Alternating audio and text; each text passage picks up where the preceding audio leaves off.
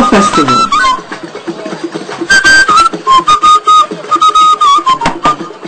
A rite of passage like no other.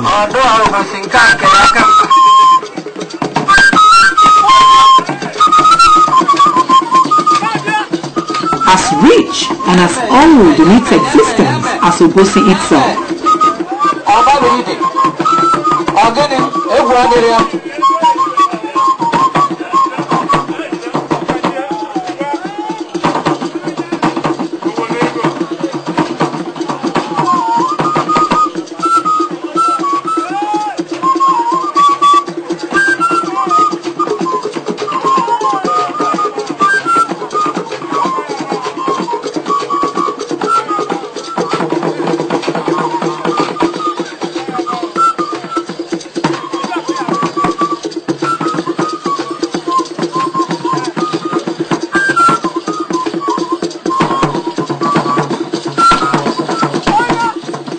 Together with the Itogbo Festival, one of its foremost indigents has arguably single-handedly helped to bring Obosi to international prominence.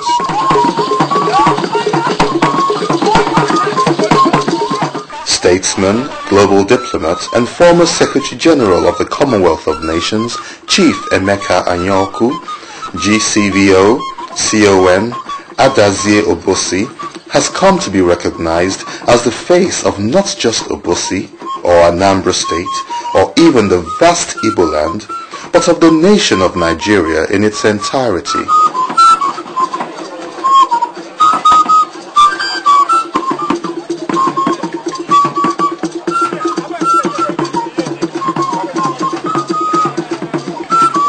He was gracious enough to grant me audience at his Obosi residence, where we talked freely about politics, his early childhood, his career and interests, and of course the unique Obosi culture of the Itogbo.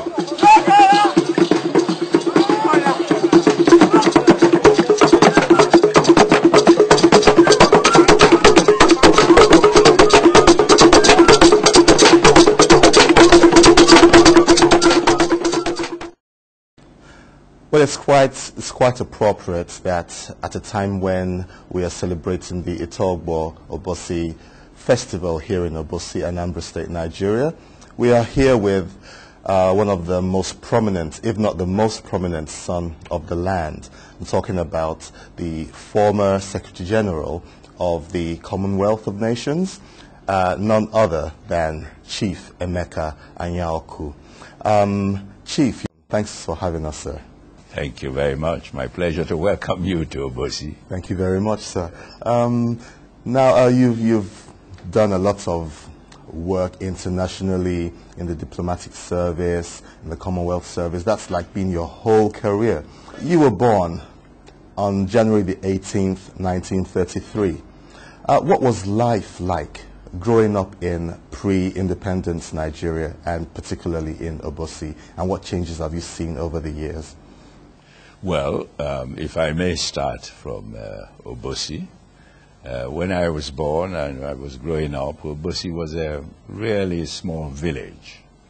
It was, the population of Obosi was probably no more than about 15,000 people. But now Obosi is more than 200,000 people.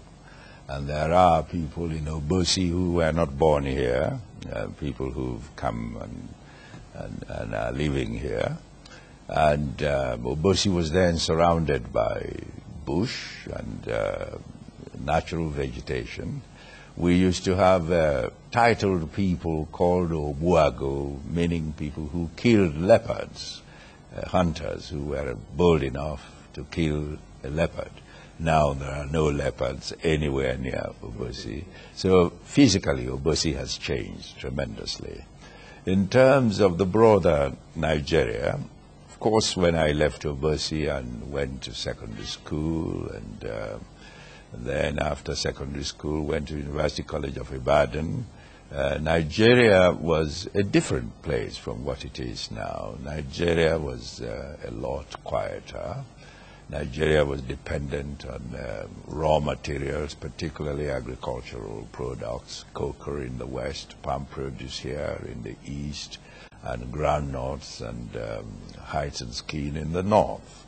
And Nigeria was, in my view, a happier place then, because we didn't have this cutthroat competition for money making, which is now the order of the day. And where there was electricity in Nigeria, it served for the whole day and night. Now, of course, with the explosion in population and great urbanization, the population is constantly being chased by the facilities, so we now have inadequate electricity supply and in some cases inadequate water supply. These were not common experience when I was growing up. And so Nigeria, of course Nigeria has made tremendous progress in terms of developing its economy, in terms of developing some of its infrastructure, in terms of educating its people. Nigeria has made great progress, which must not be underrated. But that's a very different Nigeria from the one that I was when I was growing up. Thank you very much, sir.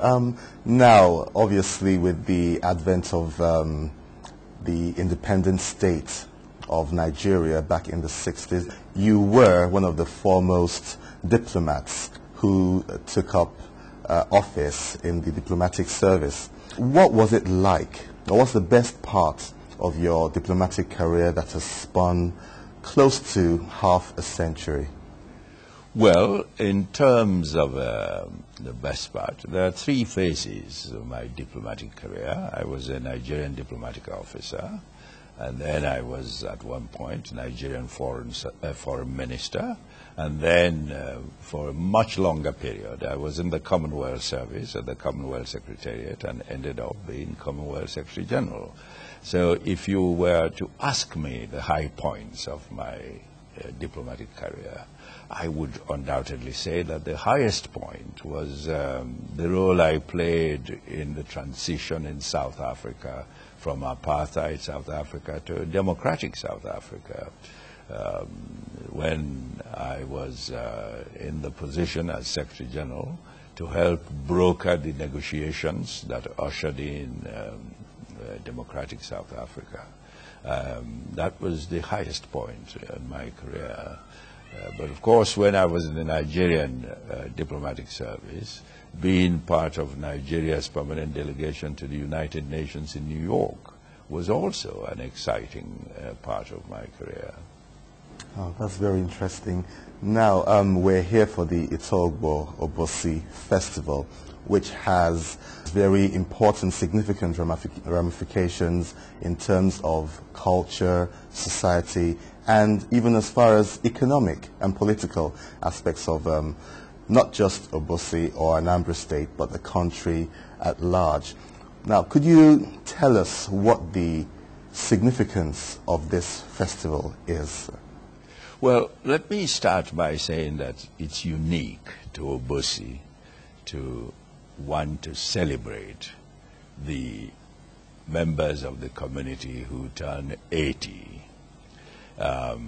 It's a unique experience. There are some neighboring communities that have now begun to emulate Obosi in this respect. But for years, it's been a measure of the cultural legacy of this community to celebrate people who live up to 80 years.